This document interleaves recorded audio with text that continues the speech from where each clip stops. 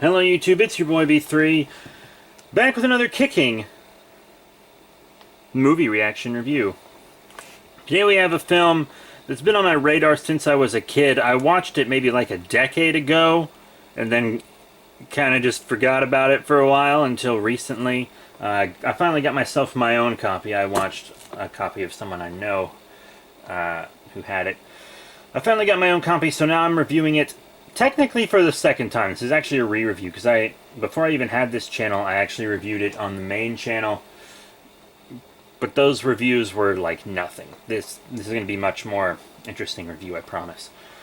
So today we are reviewing The Land Unknown from 1957. It is a sci-fi adventure film, and it runs for about an hour and 18 minutes. It is a 5.7 out of 10 on IMDb, a 27% on Rotten Tomatoes, and 88% of Google users like the film.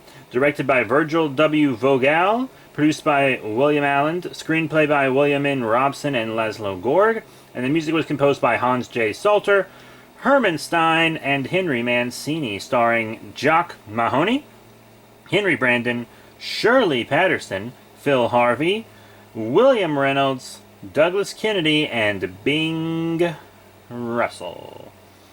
Yeah.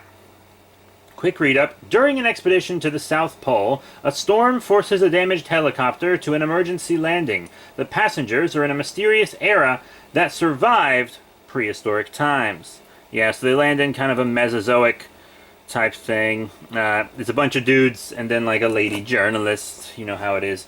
I'm just going to say, this film is exactly the same as all the other films with this concept. You know, there are a lot of films about a little isolated part of the world where dinosaurs still exist. People go there on an expedition, whether they know there's dinosaurs there or not, and they get stranded. This is an incredibly common, like, pulpy plot point. This is very pulp.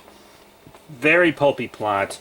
And it plays out almost the same as those. There's a couple differences. Like, this film is more wholesome. For example, there's like no body count in this film. Yeah, like nobody dies. Which is very interesting.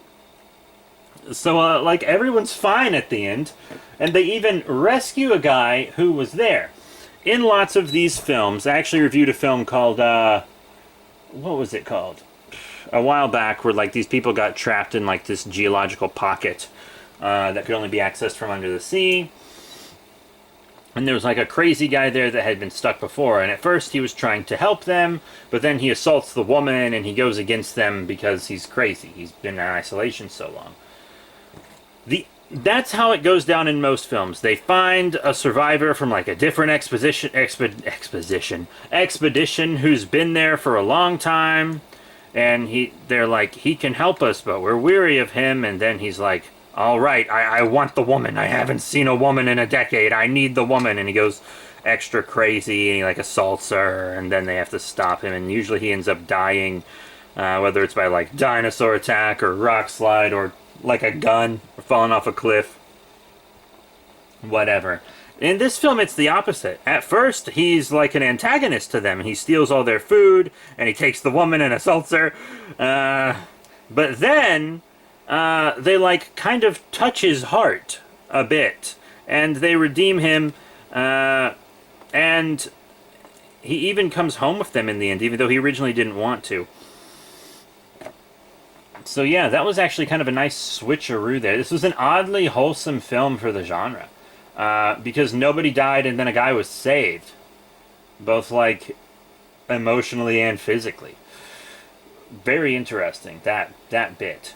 But, you might not have heard of this film or seen the film, but you might have seen the image of the T-Rex from this film, the one in the thumbnail. This film, in some, like, cult dinosaur circles, you know, is pretty infamous for its terrible T-Rex costume. I mean, it functions fine. The actor can move, and it blinks, the nostrils move a bit, the jaw can open and close. You know, it functions fine, but it just looks terrible. It's such an awful, awful looking T-Rex. It looks like garbage.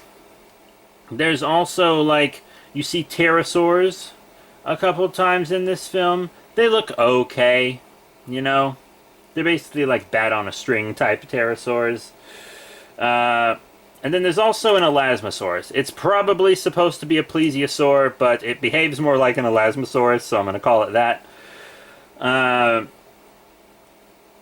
Yeah, so there's also an elasmosaurus that attacks them a few times, and it doesn't look bad at all. I think it's actually a pretty good creature. The head is a little goofy, but I can kind of look past that because the body is done so well.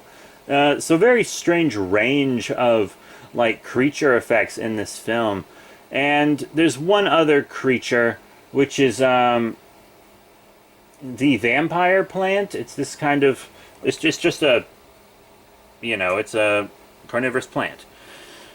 And it gets a hold of the woman, which is a very famous scene from this movie. Well, I say famous, among like dinosaur pulpy cult people like me. But there is a, other than the assault, because that's a trigger warning, the sexual assault on the woman, that's a trigger warning. But there's another big trigger warning that has much more instances in this film, and that would be animal cruelty. This film is chock full of it. This film is 100% chock full of it. So you know how lots of these old films where people like find dinosaurs and stuff, sometimes instead of having dinosaurs they'll just have big lizards on little miniature sets? Yeah, and then they'll make like monitor lizards or caimans and stuff fight each other, like in that infamous version of The Lost World that's very much known for animal cruelty. Yeah, this is like that. There's a very long scene of two monitor lizards actually fighting in real life.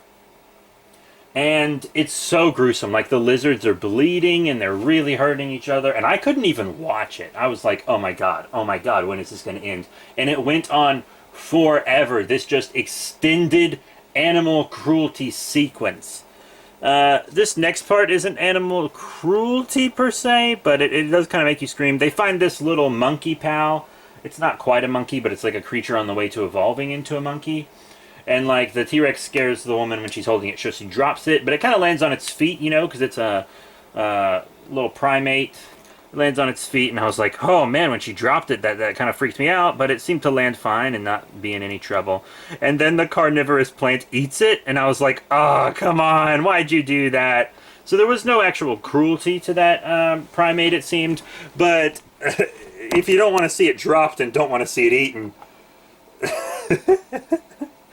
you know, it's like that website, Does the Dog Die? You know, where you can check to see if a dog dies in the film before you watch it.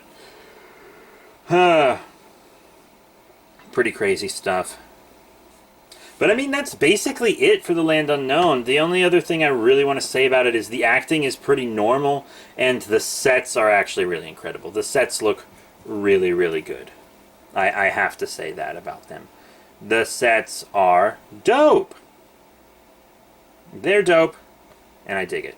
So, yeah, that actually is it for The Land Unknown. This was a short one, I know, but it's just the plot. I don't want to walk you step by step through the plot like I have in some of these reviews because it's just so basic, and you've probably seen a film that has basically the exact same plot and happenstances, etc. It's a very basic pulp dinosaurs isolated part of the world kind of film. It's a plot point I've seen 100 times, but it's one I enjoy, you know? I'll never turn down a dinosaur movie, ever, for the rest of my life.